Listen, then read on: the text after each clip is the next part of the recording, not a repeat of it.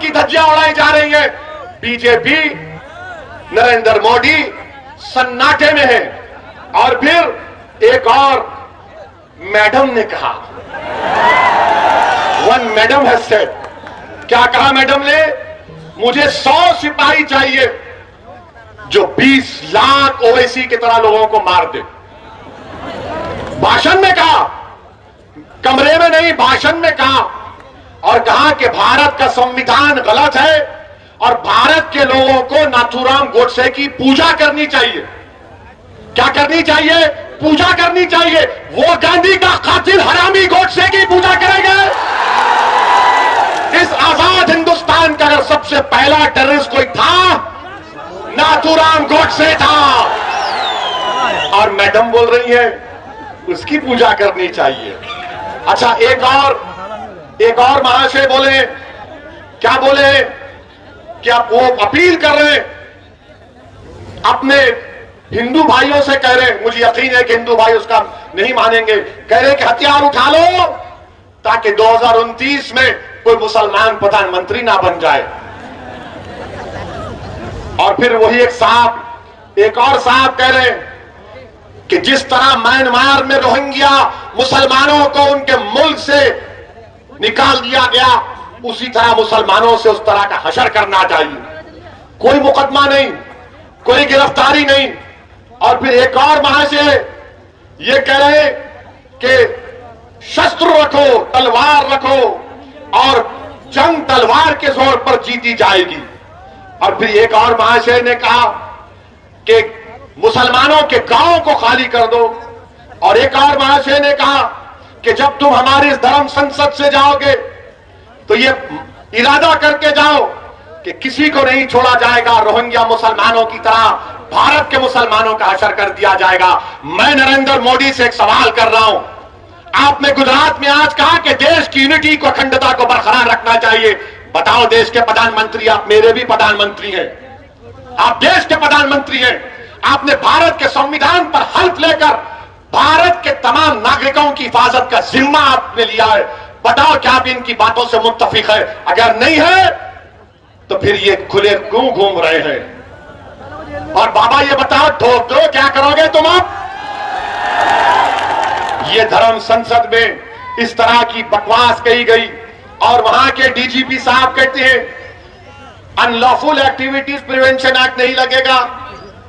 DGP साहब, हमको भी थोड़ा कानून आता है, आपकी तरह नहीं आता होगा, मगर भारत का कानून यह है कि जब भारत की आर्मी से कह रहे हैं लोग मुसलमानों को मार दो, तो क्या आप 121A का दफा नहीं लगा सकते? क्यों नहीं लगाया आपने, मेरा एक सवाल। और फिर आप 124A लग सकता है, धमकी 503 लग सकता है, आर्म्स एक्ट लग सकता है, और फिर आप सेक्शन 108 अबेटमेंट लग सकता है।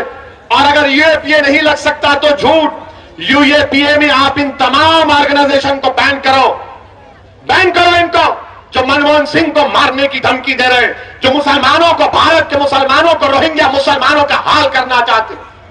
कुछ एक्शन बीजेपी नहीं लेगी। मेरे अजीज दोस्तों और बुजुर्गों, ये इस तरह की बातें ये लोग कर रहे हैं और बीजेपी के लोग ओवैसी की 45 सेकंड की तकरीर पे पेट में दर्द हो जाता है। आप सोचिए, नहीं ये जज्बात में लाने के लिए नहीं कह रहा हूं, याद रखिए, ये अंग्रेजी में बोलते ना, नहीं ये फ्रिंज है, ये फ्रिंज नहीं, ये मेन एलिमेंट है। जो बीजेपी इनकी सरपरस्ती कर रही है, बीजेपी इनकी तारीफ कर रही है, संघ परिवार इनकी सरपरस्ती कर रही है और इस तरह के बुरे ख्यालात इनके। अब बताओ आप कि एक मजहब के मानने वालों को, जो भारत के 22 शहरी है, अकलियत है, अल्पसंख्यक है, माइनॉरिटी है, उनको मारने की बातें हो रही हैं और कोई केस, कोई गिरफ्तारी अब तक नहीं होती। अच्छा, अब सवाल यह पैदा होता है कि क्या अखिलेश यादव की पार्टी ने इनके खिलाफ कंप्लेन की? उत्तराखंड में भी समाजवादी है, कांग्रेस इलेक्शन लड़ने जा रही है, क्या कांग्रेस ने कंप्लेन दी? किसने दी? मजलिस इत्तेहादुल मुस्लिमीन के डॉक्टर नैयर कासमी ने जाकर कंप्लेन दी। क्यों कंप्लेन नहीं दी समाजवादी और कांग्रेस ने?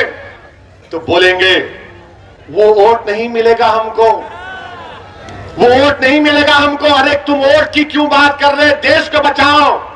जब देश बचेगा तो जमहूरियत रहेगी। ये देश में एनार्की पैदा करना चाह रहे, मगर समाजवादी कुछ नहीं बोलेगी, कांग्रेस कुछ नहीं बोलेगी। और क्या बोलेगी? ये ओवैसी का भड़काऊ भाषण होता है, ये भड़काऊ भाषण देता है। मैं एक एक लफ्ज को सच्चाई के साथ बयान कर रहा हूं, एक एक लफ्ज को सच्चाई के साथ आपके सामने बयान किया हूं। और जब मैं ये कहता हूं कि याद रखो ये अंधेरी रात लंबी रहने वाली है, ये अंधेरी रात लंबी रहने वाली है, मैं आपसे अपील कर रहा हूं कि मुत्तहिद हो जाओ। अपनी इत्तेहाद की ताकत पर तुम शमा जलाओ, तुम रोशनी फैलाओ, ये अंधेरा छट जाएगा तुम्हारी इत्तेहाद की ताकत पर। मजलिस के मुखालिफिन मुझे फोन करके धमकी देते कि ओवैसी तू उत्तर प्रदेश में तुझे खाक में मिला देंगे, ओवैसी तुझे उत्तर प्रदेश में जला देंगे। तो सुनो, मैं तुमसे कह रहा हूं, तुम मुझे जलाओगे भी, तुम मुझे खाक में डालोगे, मेरा जलना कई घरों को रोशन कर देगा इंशाअल्लाह ताला। मैं रोशन करना चाहता हूं। मुझे जाना है इस दुनिया से एक दिन। मुझे डर इस बात का है मैं गुनाहगार हूं, सियाकार हूं, और अल्लाह जानता है ओवैसी क्या है। मुझे डर सिर्फ इस बात का होता है कि अल्लाह के सामने जब हम सब खड़े होंगे, ओवैसी क्या जवाब देगा।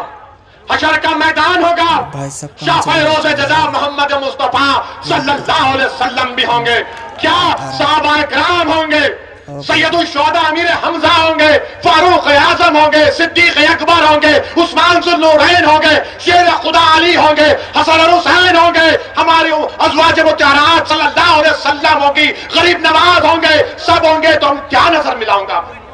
यही चीज डराती है मुझे, इसीलिए छोटी सी कोशिश कर रहा हूं।